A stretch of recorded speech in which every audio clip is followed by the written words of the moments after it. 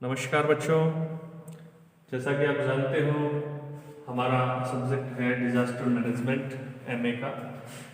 तो आज हम डिज़ास्टर मैनेजमेंट में जानेंगे डिज़ास्टर मैनेजमेंट के विभिन्न पहलुओं को। तो शुरू करते हैं डिज़ास्टर मैनेजमेंट।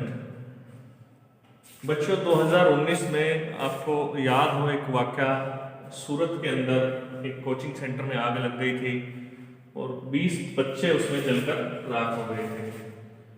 इसी तरह अगर हम ध्यान दें एनसीईआरबी के डाटा पे तो हमें पता चलता है कि अगर हम खाली वर्ष 2015 के लें तो 17,000 के तकरीबन लोग ऐसे डिजास्टर एक्टिविटी का काल बने हैं। तो कहीं ना कहीं ये इस तरह की जो एक्टिविटी है, जो ट्रेजेडी है, ये हाईलाइट करती है गैप को कि कहाँ हमारा गैप इतना क्रिएट हो रहा है। और हमें जो आज जो स्टडी करनी है वो हम ये देखेंगे कि हम विभिन्न पहलुओं को, डिजास्टर मैनेजमेंट क्यों जरूरी है, इसके विभिन्न पहलुओं की स्टडी करेंगे ताकि जो ये ट्रेजेडी हो रही है इनको कम किया जाए और इनको फिक्स कर दिया जाए। तो हमें देखेंगे कि सबसे पहले डिजास्टर है क्या। बच्चों डिजास्टर कोई भी मैनमेड भी हो सकता है, नेचुरल भी हो सकता है। इसको हम कहेंगे कि एक सडन डिसरप्शन लाइफ में, जो नॉर्मल लाइफ है उसमें एक सडन डिसरप्शन आ जाए। और वो डिसरप्शन किस तरीके का हो, उसमें लार्ज स्केल पे जान और माल की हानि हो, कैजुअलिटी हो, प्रॉपर्टी का नुकसान हो, ह्यूमन बीइंग का हो। स्पेशली हम ह्यूमन बीइंग्स का नुकसान देखते हैं कि इसमें कितनी कैजुअलिटी हुई है, या फिर अगर किसी दूसरी तरह का भी नुकसान है और वो लार्ज स्केल का है तो वो डिजास्टर में आएगा। तो इसकी टाइप में हमने देखा disaster first of all man made भी हो सकता है, दूसरा ये नेचुरल भी हो सकता है। मैन मेड में हम किन किन चीजों को लेके चलेंगे और नेचुरल में हम किन किन को चीजें लगेंगे अभी देखते हैं। बच्चों मैन मेड में हम देखेंगे कि भाई आपका लार्ज स्केल पर अगर वाटर कंटेमिनेशन होगा,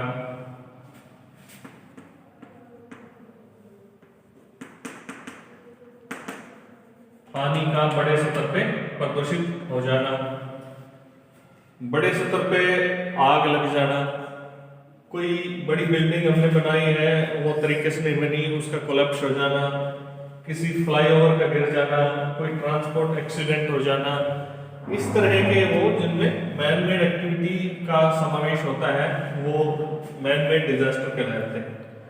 नेचुरल डिजास्टर होते हैं बेटा नेचुरल रीजन के, उसमें इसमें जियोफिजिकल हो सकते हैं, हाइड्रोलॉजिकल हो सकते हैं, सुनामी का हो सकता है, और आपका लाइटनिंग की वजह से अगर फॉरेस्ट फायर है वो हो सकता है, आपकी बाढ़ हो सकती है, सूखा हो सकता है।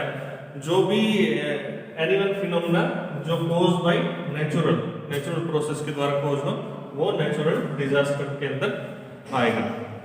तो ये हमने शुरू में जाना डिजास्टर मैनेजमेंट के अंदर जो एक्टिविटी है उसके बाद इसकी जरूरत पड़ी है ताकि ट्रेजेडी के गैप को खत्म किया जा सके।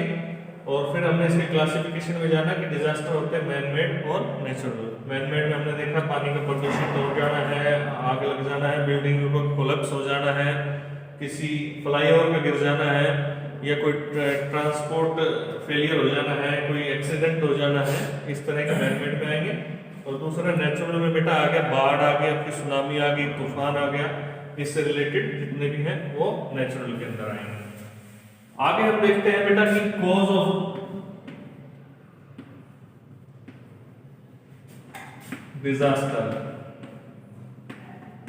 डिजास्टर के क्या क्या कॉज हो सकते हैं।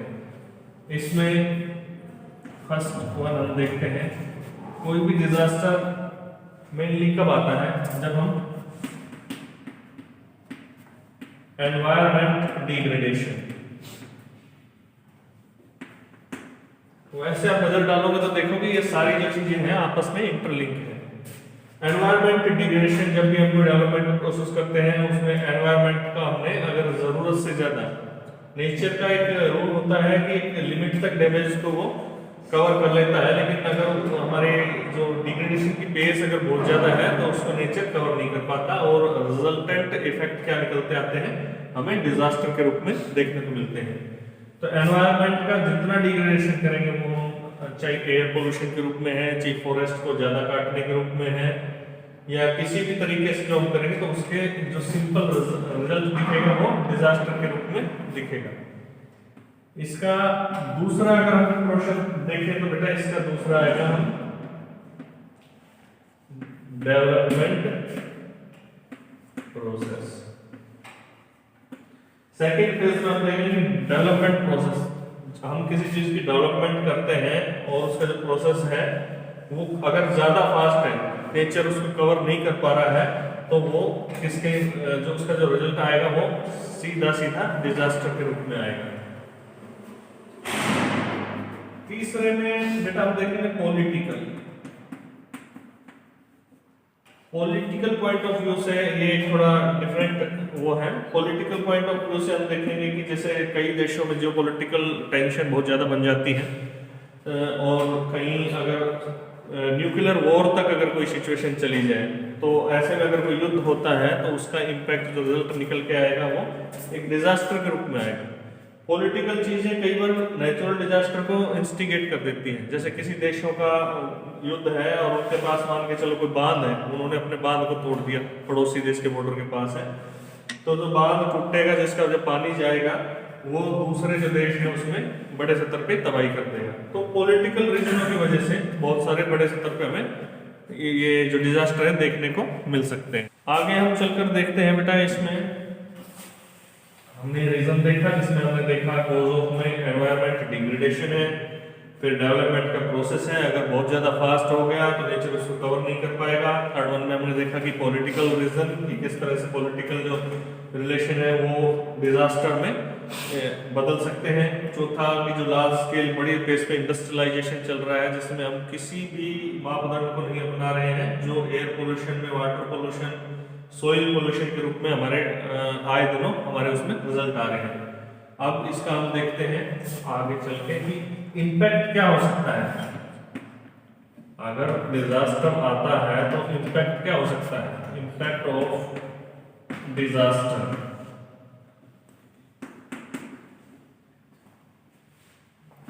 सबसे पहला बेटा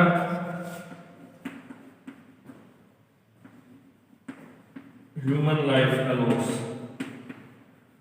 जो सबसे बड़ा है हमारे लिए। कैजुअलिटी ऑफ ह्यूमन लाइफ, अगर कोई डिजास्टर हो सकता है किसी भी तरह का, तो उसमें जो पहला सबसे बड़ा आएगा loss of the human life. दूसरे में बेटा हम देखेंगे इकोनॉमिक लॉस।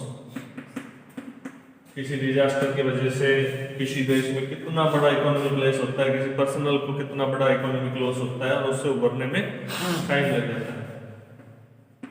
थर्ड वन है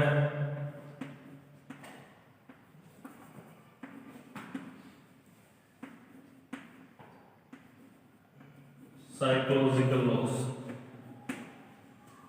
बेटा बहुत सारे लोग ऐसे हैं कि जो ट्रॉमा में चले जाते हैं, अपने आंखों के सामने डिजास्टर को देख के जो बचते हैं, वो इकोनॉमिक लॉस को देखते हुए, ह्यूमन लॉस को देखते हुए जो बचते हैं, वो ट्रॉमा में चले जाते हैं और एक अरसा लग जाता है, और कभी कभी तो उससे उभर भी नहीं पाते, तो साइकोलॉजिकल उसमें चले जाते हैं। ऐसा ही हमने जो जापान वाला युद्ध हुआ था, अमेरिका ने जब वहाँ बॉम्ब छोड़े थे, तो पहला इम्पैक्ट ह्यूमन लॉस का था, उसके बाद इकोनॉमिक लॉस का था, और जो बचे थे आने वाले टाइम तक वो साइकोलॉजिकल ट्रॉमा से बाहर नहीं निकल पाए थे उस इंसिडेंट के से।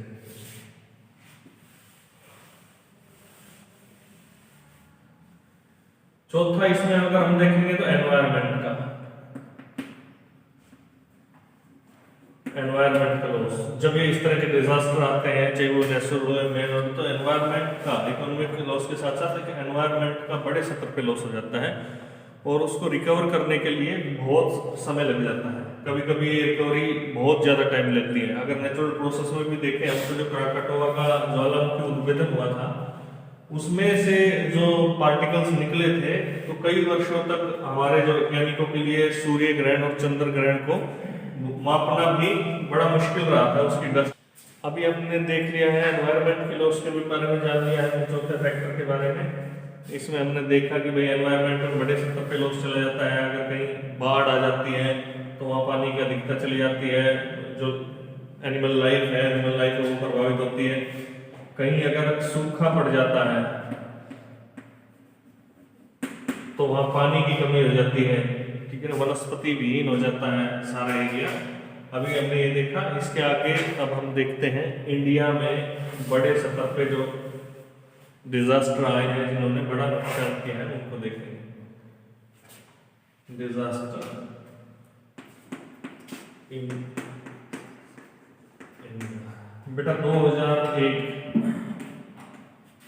26 जनवरी गुजरात में जो भूकंप आया था उसको शायद ही हम भूल पाएंगे। उसमें तकरीबन लाखों में कैजुअल्टी चली गई थी और ये 26 जनवरी के दिन काला दिन रहा था हमारे इंडिया में। उसके बाद अगर हम देखें तो बेटा 2013 में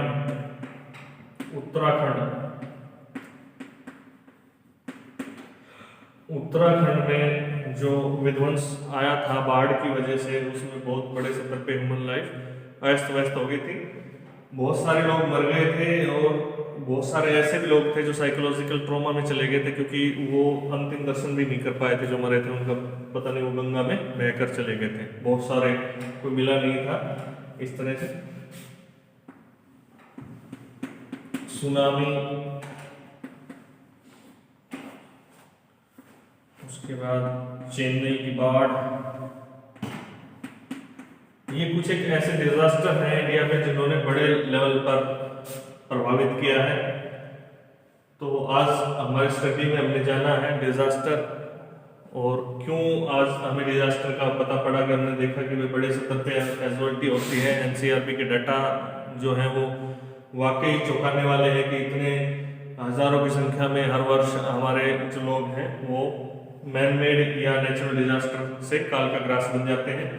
फिर हमने देखा कि भाई डिजास्टर मैनेजमेंट में हम क्या करते हैं। उसमें हमारा मेन काम यही है कि कोई भी डिजास्टर आए तो जो ह्यूमन ट्रेजेडी होती है उनको किस तरह से फिक्स करें, हम उनको किस तरह से कम किया जा सकता हो, वो उसके अंदर देखते हैं। हमने देखा कि 2 तरह के डिजास्टर होते हैं। पहले में हमने पाया कि मैन मेड डिजास्टर, जो मानव अपने जो कार्य करता है उनसे हो, तो उसमें एग्जाम्पल हो सकते हैं आपकी कोई बिल्डिंग कोलैप्स हो गई, कोई फ्लाईओवर कोलैप्स हो गया, इस तरह की जो भी चीज़ें जिसमें इंसान के द्वारा जो बनाई गई हो। और नेचुरल प्रोसेस में हमने देखा जैसे सूखा हो सकता है, उसके अलावा बाढ़ हो सकती है, सुनामी हो सकती है, भूकंप हो सकता है। ये सारी जितने भी डिजास्टर हैं ये नेचुरल प्रोसेस से हैं।